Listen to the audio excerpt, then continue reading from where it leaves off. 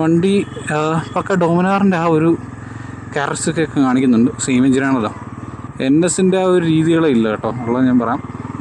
ഇതെടുക്കേണ്ട ആവശ്യമില്ല, കുറച്ചും കൂടെ കംഫർട്ടബിളാണത്.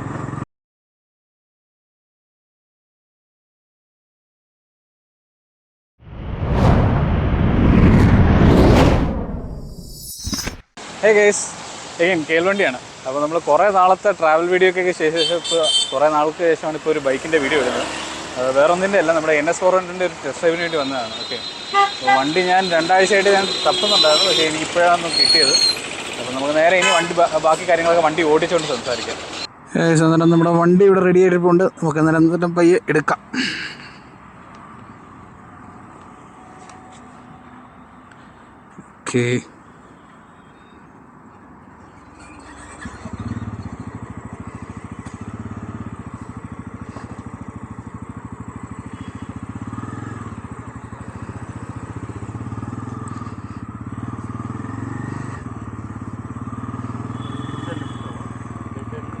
Okay, okay. അപ്പം നമ്മുടെ ഇവിടെ ഒരാൾ പിറകെ ഇരിപ്പുണ്ട് ടെസ്റ്റ് ഡ്രൈവിന് വേണ്ടിയിട്ട്. എന്തിനാണെന്നറിയില്ല.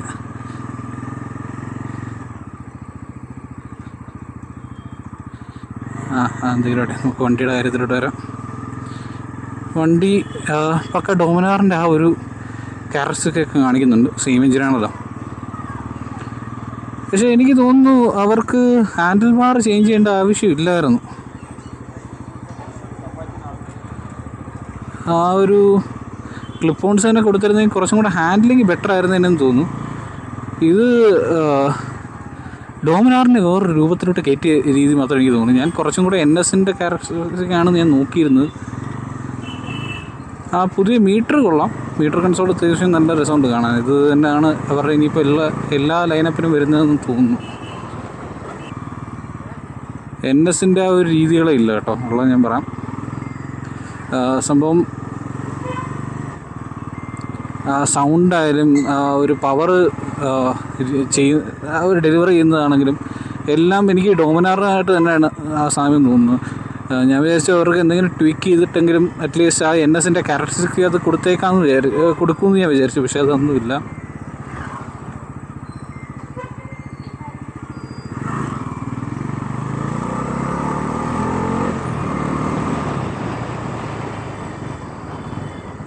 ഗിയറിങ് വളരെ ഷോർട്ടായിട്ട് എനിക്ക് ഫീൽ ചെയ്യുന്നുണ്ട് കേട്ടോ. ഡോമിനാറിൻ്റെ അതേ ഒരു രീതി തന്നെ.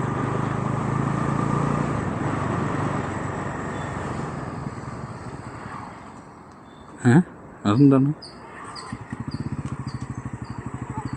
എന്തുകൊണ്ട് അങ്ങനെ ഓഫായി പോയെന്നുള്ളത് ചോദിച്ചാൽ എനിക്ക് അറിഞ്ഞൂടാ കേട്ടോ. ഞാനും വണ്ടടിച്ചിരിക്കുകയാണ്, കാരണം അങ്ങനെ ഓഫായി പോകേണ്ട ആവശ്യമില്ലായിരുന്നു.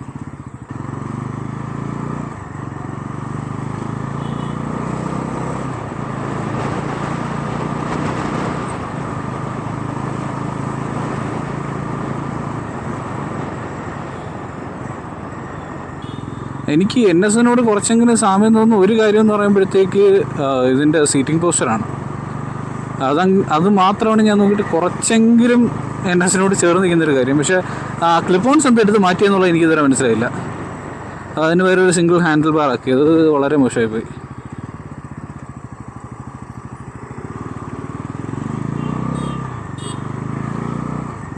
പിന്നെ ഇനി ഇതിൻ്റെ മുകളിൽ ടൂർ ചെയ്യാൻ ആഗ്രഹിക്കുന്നവർക്ക് കുറച്ചും കൂടെ എളുപ്പമായി അന്നേരം കാര്യങ്ങൾ. അതൊരു കാര്യം എന്ന് പറഞ്ഞു കഴിഞ്ഞാൽ ഈ ഒരു റേസറെ കാണും വെച്ചിട്ട് ഒന്ന് റേസ് ചെയ്ത് കഴിഞ്ഞാൽ കുറച്ചും കൂടെ ഈസി ആയിട്ട് നമുക്ക് ടൂർ ചെയ്യാൻ പറ്റും. പക്ഷെ അങ്ങനെ ടൂർ ചെയ്യാനാണെന്നുണ്ടെങ്കിൽ അപ്പുറത്ത് ഡോമിനാർ ഇരിപ്പുണ്ടല്ലോ. ഇതെടുക്കേണ്ട ആവശ്യമില്ല, കുറച്ചും കൂടെ കംഫർട്ടബിളാണത്, അതിൻ്റെ സീറ്റിംഗ് പോസ്റ്റർ. അതേ കണക്കിൻ്റെ മിറേഴ്സിലോട്ട് വരുമ്പോഴത്തേക്ക് അതെല്ലാം പക്ക ഡോമിനാർ അതേ കണക്കിൻ്റെ ബുക്ക് എടുത്ത് വെച്ചിട്ടുണ്ട്.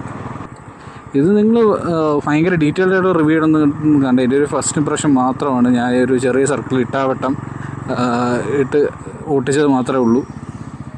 ഓക്കെ, നമുക്ക് എവിടെന്നെങ്കിലും ഈ വണ്ടി കിട്ടുമെന്ന് നോക്കാം. ഇത് എനിക്ക് തോന്നുന്നു കുറച്ച് നാളും കൂടെ കഴിയുമ്പോഴത്തേക്കും നമ്മുടെ റോയൽ ബ്രദേഴ്സിൽ വരുമായിരിക്കും.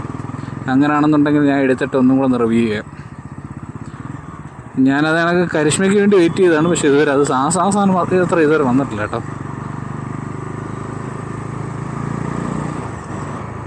അതാണങ്ങനെ ബാക്കിലത്തെ ബ്രേക്ക് ഭയങ്കര സ്പോഞ്ചി ആയിട്ട് എനിക്ക് ഫീൽ ചെയ്യുന്നുണ്ട്. ഒരു ബൈറ്റില്ല, ഫ്രണ്ട് തന്നെയാണ്.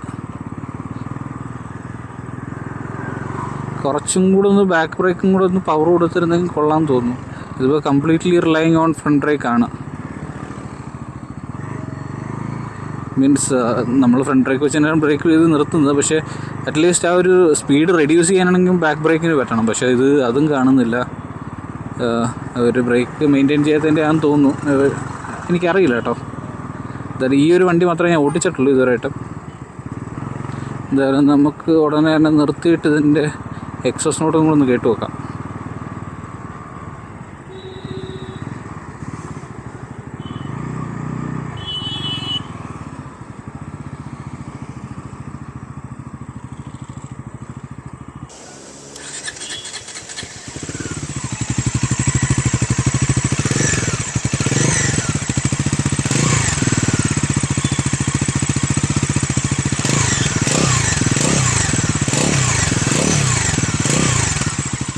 ഡോമിനാറിൻ്റെ ആ ഒരു സൗണ്ട് നമുക്ക് അണ്ടർവെല്ലിയിലൂടെ പോയപ്പോൾ ഉള്ളൊരു ചെറിയ വ്യത്യാസമല്ലാതെ വേറെ വ്യത്യാസങ്ങളൊന്നും ഞാൻ കാണുന്നില്ല. ബേസിക്കലി ആ ഒരു സെയിം എൻജിൻ തന്നെ ആയതുകൊണ്ട് തന്നെ.